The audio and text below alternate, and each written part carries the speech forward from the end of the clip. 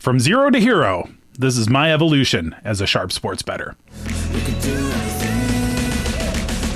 Welcome to The Advantage. I'm A-Train Bets, and I use my brain to make bets. This video is one I didn't know that I was going to do, and I decided, you know what, I might as well. And the reason is that I've kind of been everywhere. Over the last, few years, I went from being a casual sports bettor, kind of doing what a lot of people do in their sports betting, to what I would now say is I'm a fairly advanced sharp sports bettor. And in that time, I feel like I've been everywhere, made every mistake, and tried to learn at every step of the way.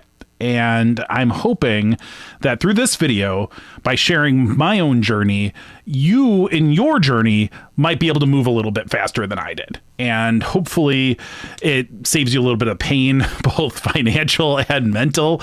And hopefully you can learn from my mistakes and make some of your own and learn from those. And that's really the key, is that this is a journey. This is something that isn't, just a rocket ship. And anytime somebody tells you that sports betting is a rocket ship of all up, baby, they are lying and selling you something else. And quite frankly, they're dishonest, and it saddens me that people choose to live their lives that way. From my perspective, I feel like I've been fortunate in my career. My main job for 25 years was to do data analytics and build systems and help people do data-driven behaviors better. And now that I'm in sports betting, I'm compelled to do the same thing here. Now I'm applying that. I'm doing it in my sports betting, and certainly sports betting makes me a lot more money than making content on YouTube, but I get more fulfillment in being able to connect with people. And that's an important topic that we'll come back to at the end of this. But the fact is that when I do my betting, I am coming at it from a perspective from my career of using data to drive decisions and behaviors that not a lot of people have had the kind of experience that I have. And for better or worse, it influences how I approach these things. Despite doing all of this data stuff for so long, didn't really understand that it would be a key to unlocking sharp sports betting, and I think maybe that's the place to start.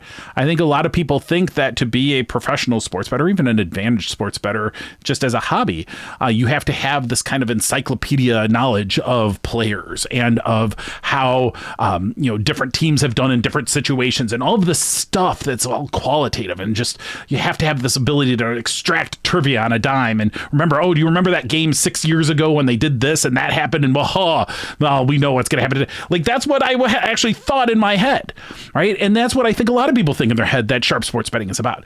And as I've gotten to know this community, it's a bunch of math nerds. This is not what you see on the talking head sports shows most of the time. What you have are a bunch of people who are poring over data and spreadsheets and websites and all of this stuff to try to understand data and the patterns that it can expose and the insights that you can get from looking at it. And so that's kind of when I finally realized that that's how actual sports betting worked, it propelled me. It said, okay, well, you know what? I have some experience in this. It just never really connected for me that you could apply it in this way. And so I'm like, okay, let's go do it. And so, when you start, and this was kind of step zero, right? Step zero for non-technology nerds is the place to start. But I started by betting my hunches. I was a casual sports bettor betting my hunches, ignoring numbers. I'm like, you know what? I could do better. There's smart people out there. I'm going to go follow those touts. I'm going to buy me a pregame package. I'm going to buy 3.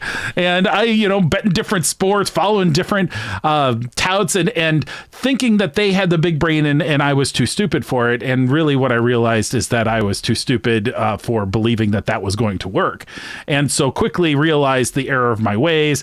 And this is true whether you're following touts or you're joining a paid Discord for some big brain. Anytime somebody tells you they have a big brain and to turn off your own and trust them, they're lying to you. They're lying to you. I'll be the first one to say, like, I have some things that are probably useful to you.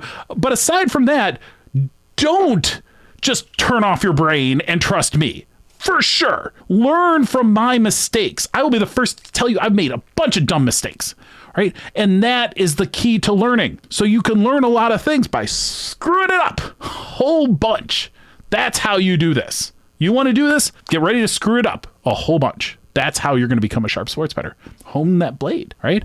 So anyway, following tout's not the answer. So I hear about top-down betting. See Alex Monahan, right, on Odds Jam, and realize, holy cow, you can do betting with the numbers first. And this is amazing. And Alex's content's fantastic, because if you have an open mind to it, you realize, oh, wow, efficient market hypothesis, blah, blah, blah. I have an economics background. I'm like, and I feel like an idiot because I'm like, I can't believe I didn't understand this sooner, but I learned it. I'm like, okay. So this is what happens. You hear about that and you're like, let's go, baby. And you start doing positive EV betting, right? You're finding those outliers. These books are so stupid. They're going to start book and defig the pinnacle and blah, blah, blah. You do that for a while. You think you're God, right? Especially when you're betting at Bet Rivers for the 3 days that it takes for them to limit you. But like, that's how it goes. And so many of you have found that part of the journey already, right? You hear about the positive, you do that. Now the hotness used to be correlated DFS parlays. No, those are all nerfed. Now it's live arbitrage, because you can race 10,000 of your closest friends to click in the middle of a game to find these arbitrage opportunities. That's the new hotness of the kind of chase down the same edge as a whole bunch of people. And that is kind of what I equate to what I call this now is kind of algo touts. So it's an algorithmic based touts where you've kind of turned off your brain and just like, tell me, magic screen, tell me what I need to play now. And like, that is useful. You make a few bucks doing that. You make a few $1,000s pretty quickly doing that. And the problem though, is that you're chasing identical edges, and you are going to go hog wild with it because it's like a drug and they know it, right? You know, that's exactly what's going on. And so you go hog wild and you will quickly do a couple things. One, you're going to burn out your weak books. So you're going to get limited. You're going to say goodbye, Bet Rivers, goodbye, DraftKings, right? And so like, those are things that you're just never going to get back again. And so once you're through that, and then you're like, well, I can't really devig Pinnacle and play at Circa. That's not going to end real well. And then all of a sudden FanDuel became good at player props, and you're like, oh, now I really got nothing. So like, following the kind of top-down positive EV dogma can cause you problems over time as well. So it's diminishing return. So it goes great for a little while and then it kind of falls off. And most people at that point are like, forget this, I'm done. So if you're still watching and still on this journey, post positive EV or arbitrage or whatever, like, okay, there needs to be another chapter to this story, right? Right. So you have a decision to make. Okay, so the fact is that there's some gamblers in this world who have been incredibly successful for many decades gambling on sports. They're not doing positive EV betting. Steve Fezzik was on an interview the other day. He's like, I barely understand what positive EV betting is. I'm like, sad, but that's how it goes, right? Because he's been doing a different thing, right? And then touting everything, but that's a separate thing. But the fact is that when you are a true sharp sports bettor, you are not simply skimming the surface of price outliers. You need something that's got a little bit more meat on that bone, right? And so you have to make a decision. And the decision, especially when you've been a one-trick pony on top-down betting, it's time to think about where you're going to go. So there's one path that you can take and say, I like doing top-down betting. It makes sense to me, and I don't want to learn nothing. So you can go down the path of partnerships and P2 accounts. So P2 accounts are where you have, it's called player 2 accounts. It's where you are using somebody else's identity through whatever means you choose to continue to get down bets in accounts that would otherwise not let you bet there. This is a path that many people take. Many people argue, in some cases convincingly, that this is should be completely allowed because the book shouldn't be limiting in the first place. Again, this is an ethical and moral argument that some people make. It's not the choice I chose to make in terms of going down P2 accounts. Is not something that I was interested in doing. I'm like, nah, I'd rather play the game as intended, even if I think the game is rigged, but I want to see if I can beat it myself. So P2 accounts, not for me, right? So, and the next path is that you can become a tout. You can start to say, well, I can't get down myself, nor am I willing to, or maybe my ideas aren't that good. Regardless, I'm going to become a content creator and share all of my picks and sell all of my picks, right? And have people pay for my big brain. And like, okay, that could be a path. You could do that, I guess, if you want to do that. I like to call it pick pimps. Pick pimps. I mean, why do we call it touts? Pick pimp. You're pimping those picks. See, it's got a good ring to it. So content, baby. And so what you can do is, if you're going to go down that path, you recognize like you are to some extent giving up the dream of being an actual sharp and instead plugging in the dream of making it look like you're a sharp. Because there's some problems with that we'll get into around the economics of being a pick, pimp, or tout. And we're going to talk about that. Or there's a third option too. So P2 accounts, pick pimping, or the third way, which we'll go into in more detail because this is the route that I personally chose. And I'm making some arguably jokes, I'm making some commentary on what I think is good or bad on some of this stuff. I can't help it. But all of these are options. All of these are viable things. They're just not all things that I've chosen to do. So no harm, no foul on the people who have chosen different paths. We all have our own journey in front of us. All right. So the path I decided to go for is pursuing unique edges.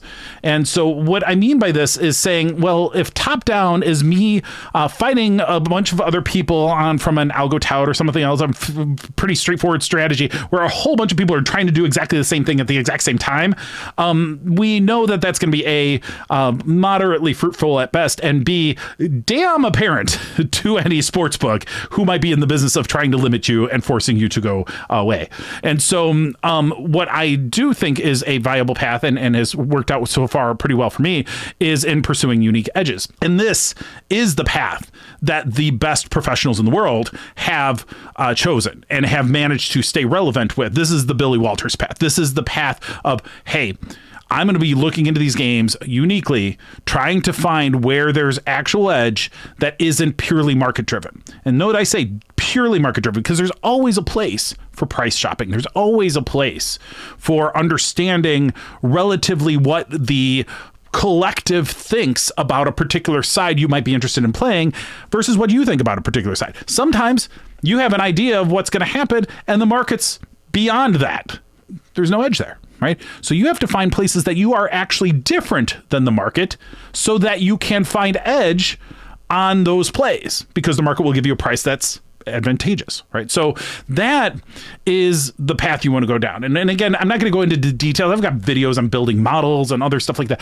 This is kind of a little bit of a higher level journey video. And the key thing though, is that if you want to find unique edges, the key word here is unique. Specialization. Finding unique edges relies upon specialization. If it is something that everyone is doing, you're not going to find unique edges. If it's something that anyone can do, but most people won't, better than the first, but still maybe not the exact thing that you want to find unique edges with. But if you say, hey, there's this thing that I like to think about or like to do that most people wouldn't go through the trouble, well, now you're onto something, right? Or if you have an ability to do something like the way I pursued a model is that I built a big ass data architecture, data analytics system to do it because that's what I've done for 25 years. Not a lot of people can do that. So I went down that path for me because I used what I had in terms of my own skill set to find a way that I could find some unique edge. So that's where I push my energies towards it, right? So you can think about the things that you are willing or able to do, and that might help you find your path to specialization. Again, other videos will cover that. You can think about, and this is where the answer to this path of pursuing unique edges will probably get you to a point where you're either going to build a model or buy a model. Or both, right? And so building a model is obviously deeper on the specialization and the deeper on the uniqueness. So it would be advantageous. However, it may not be viable. You may not have the ability to devote enough time or the skill set to be able to do it from scratch. Or you're doing this I only got this much time. Buying a model can work. There's some caveats to that, but buying a model can work. Now, keep in mind too, if you build a model, like I built a baseball model, I am not going to build that model again for football. It's the totally different kind of thing. I'm not going to build a football model.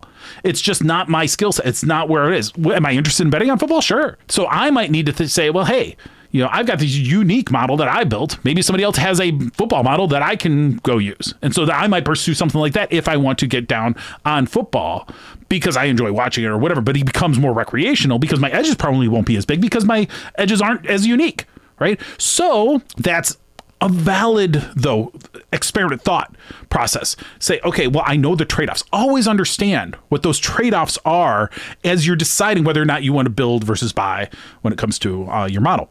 So the other thing, too, is that some models you're not going to get a whole lot out of, or they're going to be super expensive, or they're super available. So you got to think about, like, what are you willing to invest? What are you willing to put forth with it? You know, like, just understand those things. And building is just a different compensation for the model. Like, you have to build it, put in sweat equity. It may not cost you as much as just going and throwing some dollars on it. So if you're rich and you're just like, I like doing this for fun, but I don't like losing, you know, buying a model might make more sense than if you have more time than money. All right. So benefits. All right. So you can play into sharp books as a sharp helping them set lines. So when you have unique edges, you can bet at sharp books. It's great, especially from somebody who's done a lot of positive EV betting. It's like to be able to go in and win at the Circas and the Pinnacles of the world. Pretty good. Right? To be able to go in and have an edge at sharp books. Why do those books become sharp? Because sharp bettors bet into them and then they adjust quickly because they let bettors like me put down real bets. And so that's the kind of thing that those books do to get to the good lines. That's why they're called sharp. People like sharp people bet there, right? So that's great for me as a bettor because I can get down more. I don't have to deal with stupid limits. I mean, some of these books limit me to 17 cents at a bet, right? So like, give me a break. I'd rather go put in, you know, I don't even bet that big, you know, a couple $100, fine, on an individual play. But some books won't even let you get that down. So sharp books allow you to get down more easily. You know, you can be one of those sharps that are making that sharp book sharp. The other thing you can do is if you've written a model, if you've chosen to build a model, you can monetize that model. But that comes at a price because what's driving this, right? Unique edge. Well, the more you distribute a unique edge, whether you're paying for it or sharing it with a Discord or doing whatever, the less unique it becomes. The more the word gets out. Here's what the edge is. Here's where the plays are. And so if you are in the business of selling edges, those knives ain't that sharp, right? Because if you can find a play that has unique edge, the rational thing to do is shut up. It's to keep it to yourself. Because if you can play big money, and some of these sharp books take $10,000 bets easily. Well, how much am I going to get selling this model to people? You know, $100, $1,000 a month. Well, how much is it going to be? I'm better off if it's true edge. I'm better off keeping it to myself, which is what I do. Stop sharing my plays on Pickett. Stop doing live streams where I'm putting in my plays that day. And that hurts. But my edge was that good, you know? And so that's where you have to say, okay, well, that's the rational thing, you know? And people are going to whine about it because, you know, they want the plays. But the fact is that this is a rational game. You have to decide how are you going to make the return on the effort that you put in. And that's the case whether you're talking about getting a job or whether you're talking about putting in sports bets, putting an effort towards a model, right? So just remember, the more you distribute a model, the less unique it becomes, right? And that hurts your ability to monetize it further. Okay. So for my own journey, right? So I got to this point where I built a model. So once I finally connected and realized, oh, top down, not enough. And the bottom up, which was just like betting your hunches and ignoring numbers, that's silly. You should never do that. So now bringing it together with a model that's now working, and I bring custom lines into A-Train Station, and we do this. And so now I have this hybrid approach, which has led to really good results. You know, made $34,000 when I started the month betting $10 test bets. You know, $34,000 profit in 1 month, mostly betting at sharp books. That's pretty good. Pretty good for a guy who just started doing this a few years ago. But I've been on this journey, and I think I've gotten through that journey reasonably fast. But the fact is that there's a lot of complexity to that. Some of my background helped me move through it a little bit faster than some people will, but I also put a whole lot of effort. I also quit my career and did this full time. Not just the betting, but building out a software company, doing the content, trying to figure out a path in which I could take these skills that I developed in the commercial corporate world and bring them to a place where people are doing this for fun. Because it's, you know, I've taught data governance classes. People aren't that excited about data governance classes. I teach a sports betting video. They're like, now we're interested. You're still an idiot, but we're interested. So that's why I'm doing this, because it's about more than just dollars. So like, I want to kind of take you through where I think this journey goes from here. Continue to invest in the software company because I think we need the tools for all sharp sports bettors to be able to do what you want to do. And not everybody can go out and build a software company to do it. I'm going to continue to do that, mostly because I need the software and that hopefully others find it useful too. I'll continue to do sports betting. I'll continue to do this. I'm going to do my baseball model, and I'm going to do a hockey model. And that's going to cover me for the year. I'm going to focus on those two things, two specialized things, playing main lines, playing at sharp books, and finding a way to make my model as fruitful as possible. And that's one thing that I'm not too worried about AI. Everybody's like, AI this, AI that. You know what? AI is very good right now at generally doing things that have low consequences, generative AI, but it's going to be a little bit before it understands how to navigate the complexity of good data versus bad data, of understanding predictive models that can have real value and profit over time versus something that sounds good but is absolute garbage. Because AI will constantly assert truth that it's purely competent, whatever it's telling you, and be wildly wrong, like the drunk guy at the bar, right? So it's a ways away. It's a ways away. So my focus is going to be building on those models, continuing to work on the tools I need, and hopefully sharing those with others who find them useful as well. And, that's the key, because to me, retirement or golf, if I make the dollars, right, fine. Making dollars is fine, but they get boring once you have enough. And if you've ever been, I worked early on, I worked in a country club at the halfway house where you make the sandwiches and stuff. And you see all these rich people come through in country club, because we were not a country club family. And you see these rich people come through, and so many are miserable. So many are just so bored. They've played the same course every day. And they're just like, I'm here to just drink and, forget it. And you're like, you're rich. That's what we're all striving for. You made it. Why are you so bored? Why are you so unhappy? And it's because dollars alone are not fulfillment. It's not happiness. Once you have enough dollars, the diminishing marginal returns, go look it up, they're real. Once you make $100,000, that's helpful. You make $200,000, that's pretty helpful. You make $400,000, it's marginally better, right? You have a little bit of a nicer car, right? But at some point, it's just slight increases to your quality of life, and you end up with a bigger hole because you're trying to fill it by consuming. The reality is fulfillment comes from creating. And so that's where my head is right now, is that, okay, if I can be successful enough to get the dollars I need in the gambling side and I have time, I can do this. I can teach. This is what I've always done, is that I wanted to teach. I wanted to share. I wanted to tell you the story of the learning, not just learn for my own sake, not just consume that learning and be like, it's all mine, baby, but to actually share it with people and hopefully help you in your own journey. Because I've stood on the shoulders of a bunch of people, the Monahans, the Spankies, the Fezzicks even, right? I have learned from so many people. It's incumbent on me to try to share it to the best of my ability. And I'm going to get the comments that are like, you shut the fuck up. You just need to shut up. Blah, blah, blah, blah, blah. You know what? Fine. It's not for everybody. And I just feel like I have a voice that needs to be heard by somebody. And if anybody finds value in what I'm talking about with this journey, somebody let me know, because then I know I should continue to do this. I should continue to help how I can. Hopefully it helps somebody. So anyway, those are the things that I'm thinking about. And I want to leave you with something. I mentioned about this.